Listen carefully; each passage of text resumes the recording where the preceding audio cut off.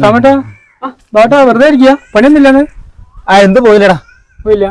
അല്ല നമ്മള് വീട്ടിലൊരു മരം മുറിക്കാണ്ട് നിമ്പൊക്കെ ഒന്ന് പോയി മുറിച്ചാലോ? വീട്ടില് മരം മുറിക്കാണോ? എടാ അച്ചാച്ചന്റെ ആണ്ടാണ്ടാ, എനിക്കിന്ന് പറ്റില്ലടാ. പറ്റൂല.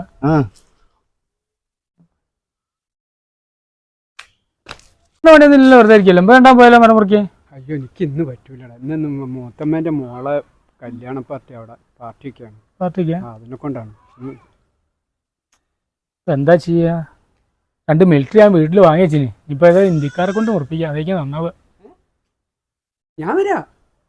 മൂത്തമ്മേന്റെ മോളെ കല്യാണ പാർട്ടി വൈകുന്നേരല്ലേ, അത് അവിടെ നിന്ന് നടന്നോളൂ. ഞാൻ വരാ. എടാ വിജോ, മരം മുറിക്കാനല്ലടാ, അച്ചാച്ചൻ നാട്ടിലെ ഏട്ടൻ പോയിക്കോടാ. ഞാൻ വരടാ എന്റെ കൂട്ടത്തില്. ഇതാണ് ബാബേട്ടാ ശ്യാമേട്ടാ പറഞ്ഞത്. എന്ത് കാര്യത്തിന് വേണമെങ്കിലേ മദ്യം മുന്നിൽ വേണം. മദ്യം ഇല്ലാത്തൊരു പരിപാടി ഇല്ലെന്ന് ഇപ്പൊ എനിക്ക് മനസ്സിലായി.